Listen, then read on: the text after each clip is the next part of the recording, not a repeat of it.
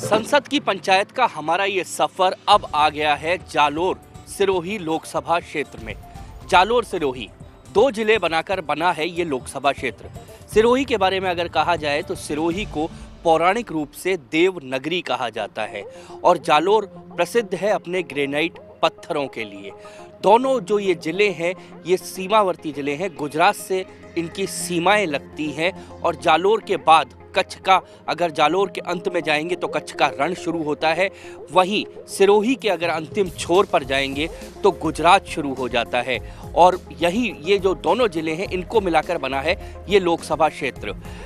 विविध ऐतिहासिक पृष्ठभूमि है और अनुसूचित जनजाति के लिए ये लोकसभा क्षेत्र आरक्षित है। अगर इस लोकसभा क्षेत्र के इतिहास की बात की जाए तो 1952 में पहला चुनाव भवानी सिंह ने निर्दलीय प्रत्याशी के रूप में जीता। उसके बाद कांग्रेस, स्वतंत्र पार्टी यहाँ से चुनाव जीतती आई। 1977 की जनता लहर में जनता पार्टी ने यहाँ से हुकुमराम मेघवाल को चुनाव लड़ाया और उसने अपना खाता खोला। उसके बाद यहाँ से 1984 का चुनाव लड़े बूटा सिंह, कांग्रेस के दिग्गज नेता, और उस दौरान वो गृह मंत्री रहे। उसके बाद 1989 में एक बार फिर बदलाव की आंधी में यहाँ से चुनाव जीते कैलाश मेघवाल, जो वर्तमान में विधानसभा अध्यक्ष हैं। उन्होंने इस सीट से चुनाव जीता। उसके बाद फिर बूटा सिंह यहाँ से चुनाव जीते, बीच में परसाराम मेघवाल कांग्रेस की तरफ से चुनाव जीते। लेकिन बूटा सिंह के क्षेत्र के रूप में इस लोकसभा क्षेत्र है, इसकी ख्याति बनी रही। 2004 में सुशीला बंगारू लक्ष्मण यहाँ से चुनाव जीते। इससे पहले बंगारू लक्ष्मण यहाँ से एक चुनाव हार चुके थे। उसके बाद पिछले लोकसभा चुनाव में बंगारू लक्ष्मण तो चुनाव नहीं लड़े, लेकिन यहाँ से चुनाव लड़े, बीजेपी ने टिकट दिया देवजी पटेल को यहाँ से, और उनके सामने बूटा सिंह निर्दलीय के रूप में चुनाव मैदान में उतरे और बूटा सिंह सेकंड नंबर पे रहे। कांग्रेस यहाँ पर तीसरे स्थान पर रही। इस बार भी मुकाबला रोचक है इस लोकसभा क्षेत्र में, क्योंकि कांग्रेस के पास जो यहाँ की 8 विधानसभाएं, उनमें से महज 1 विधानसभा कांग्रेस के पास है, 7 पर भारतीय जनता पार्टी है। तो मुकाबला रोचक है। इस लोकसभा का हम सफ़र करेंगे, हम जालोर में सफ़र करेंगे, हम जानेंगे आखिर लोगों के मन में क्या है, लोगों की मन की बातें क्या है। चलते हैं जालोर लोकसभा क्षेत्र के भ्रमण पर।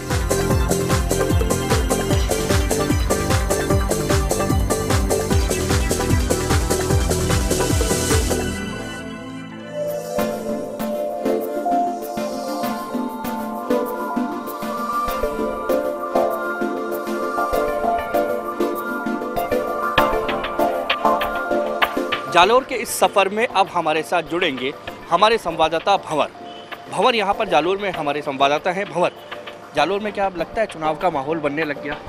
बिल्कुल, जो आचार संहिता लगी, आचार संहिता लगने के बाद अब चुनाव का माहौल बन रहा है और कांग्रेस बीजेपी की लिस्ट आने का लोग इंतजार कर रहे हैं। जैसे ही लिस्ट आ जाएगी चुनाव का माहौल बन जाएगा और फिर वापस चुनावी सरगर्मी। और यहाँ जो मौजूदा सांसद हैं उनके कार्यकाल को लेकर लोग क्या कहते हैं?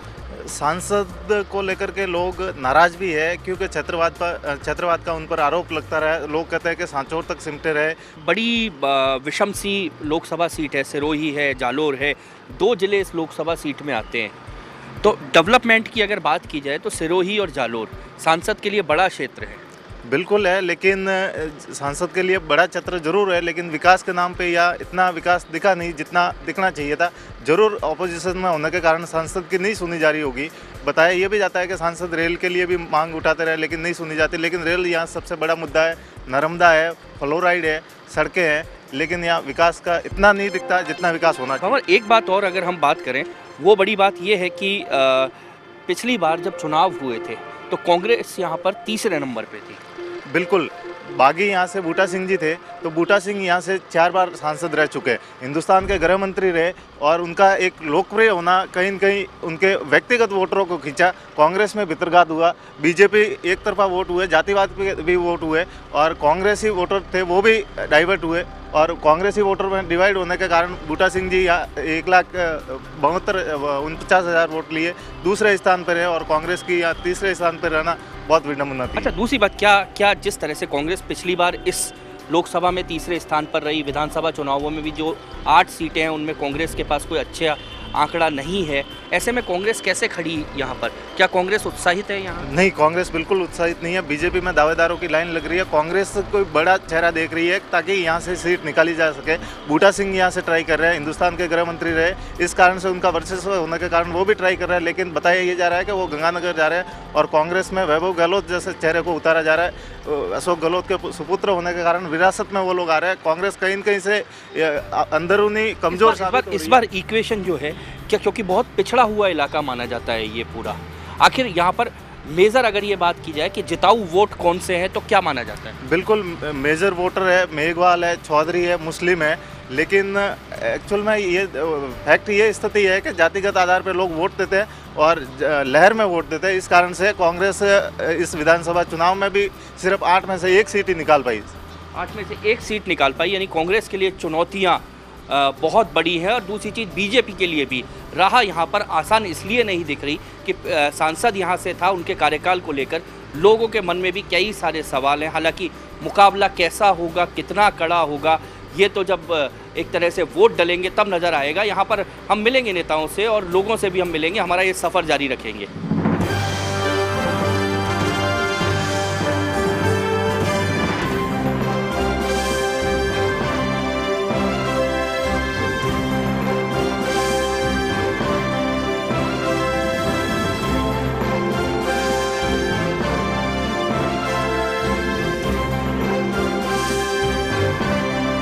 जालोर में घूमते घूमते एक रंग हमें और दिखा है।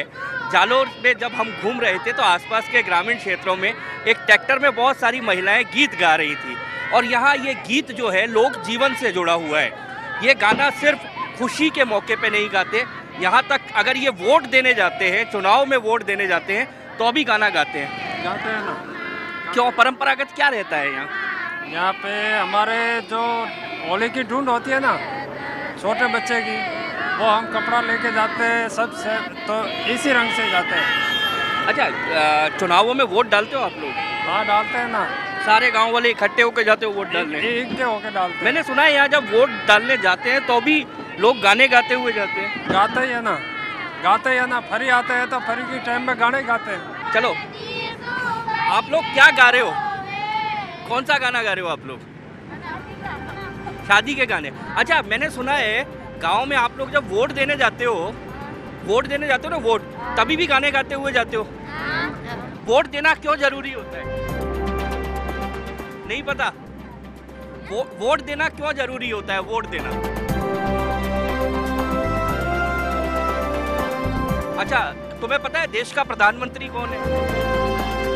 मुख्यमंत्री कौन है? मुख्यमंत्री अशोक गहलोत है। पता है आपको कौन है मुख्यमंत्री? आपको पता है? अच्छा, देश का प्रधानमंत्री कौन है? पता है? आपको पता है? नहीं पता? कौन है? चलिए, लोकतंत्र की बयार तो बहती है लेकिन इनको पता, अभी बच्चे हैं, इनको नहीं पता मुख्यमंत्री कौन है। सत्ता बदल गई हो लेकिन इनके लिए सत्ता आज भी शायद वही है। और अब हम इनसे अनुरोध करेंगे कि जो गाना ये सुना रहे थे वो हमको भी सुनाएं।